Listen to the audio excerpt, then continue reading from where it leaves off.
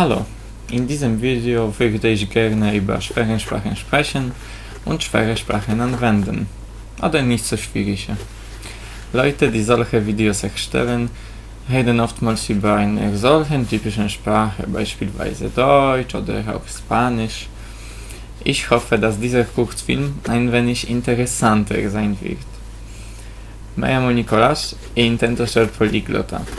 Creo que con la experiencia que tengo podría decir objetivamente que algunos idiomas son fáciles, mientras que otros son difíciles. Me gustaría tratar este tema de manera imparcial. No me gusta que tanta gente hable sobre este asunto sin tener el suficiente conocimiento. Laat we beginnen met wat de betyder være vanskelig. Man kan ikke forstå dette adjektivet på en absolutt måte. Det kun mulig å være vanskelig i forhold til noe. Jeg synes at om vi snakker om språk, bør vi sammenligne språk med andre språk, ikke med muligheten til å telle til 10 eller bygge en raket. Det det første folk glemmer.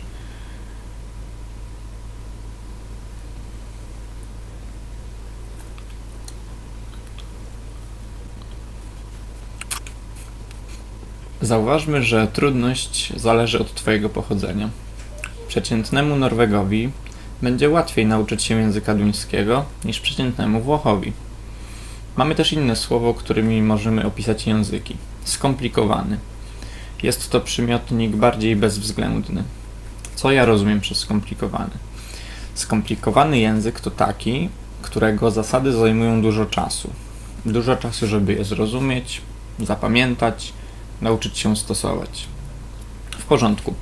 Teraz, gdy już się rozumiemy, mogę rozpocząć główną część mojej wypowiedzi. Czy będzie dla Was niespodzianką to, że prawie każdy język ma idiomy i zaawansowane struktury, a także drobiazgi, z którymi nie radzą sobie nawet native speakerzy? Tak, Twój język ojczysty nie jest pod tym względem wyjątkowy. To, że masa native speakerów popełnia błędy, nie jest wyznacznikiem trudności języka. Natomiast może być wyznacznikiem lenistwa narodu albo poziomu edukacji.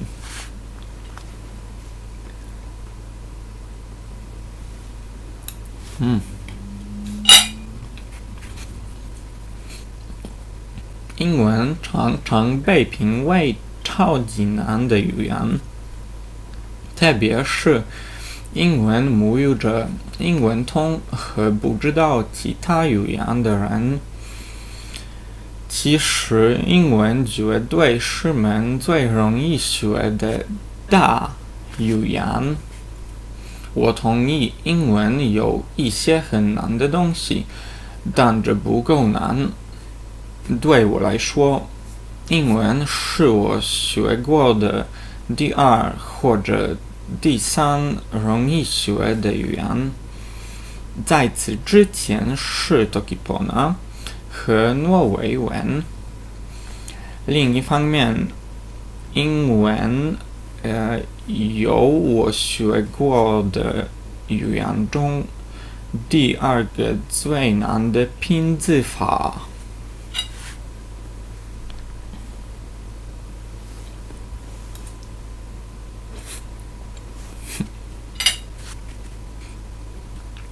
Ci sono anche altri stereotipi sulle lingue difficili. Un esempio, la pronuncia più difficile, il polacco. Come ho letto da qualche parte, come si può dire che il polacco abbia la pronuncia più difficile se non ci sono suoni come o? I suoni polacchi sono piuttosto normali. La grammatica più difficile? Ancora il polacco. Ha 7 casi. Nella lingua ungherese, secondo Wikipedia, ce ne sono 28. Non conosco l'ungherese, non ci sarà l'ungherese in questo video, ma vi è la probabilità che la grammatica ungherese sia più difficile.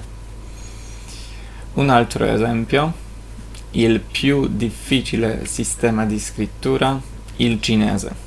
Guarda la lingua Thai, da pazzi. Per quali altre cose il mandarino è famoso? A toni. 5 toni. E il vietnamita ne ha 6. Lo stesso vale per il cantonese. Ascolta, può sempre complicarsi. Taso. Mi toki pona. Miken lukin e joike lon toki ali. Miken toki pona eni. Toki ali li ike pi sonakute lili. Toki noszk li ike pi sonakute mute. Taso toki pona li toki ike pi sona ali. Lon toki polski mi jo e io ike pi toki wała. Toki deutsch li ike ali tawami. Mi kama sona wała ala e ona. Tan ni la toki deutsch li ike mute tawami. Mi ike. Ten po kamala mi pona, tan mi kalamamusi tawasi na mute.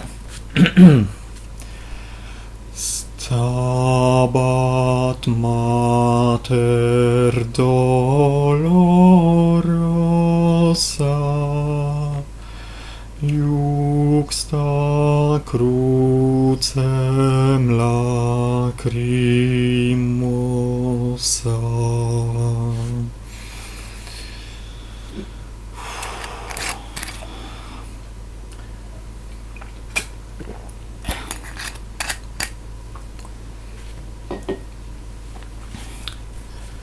Я пел в хоре, и поэтому я немного знаю латынь, но очень немного. Я выучил большинство языков дома. У меня нет никаких историй о моих путешествиях. Я не учился за границей, я не работал в другой стране. Однако я собираюсь провести следующий семестр в Италии, и я считаю это идеальной возможностью сильно улучшить мой итальянский.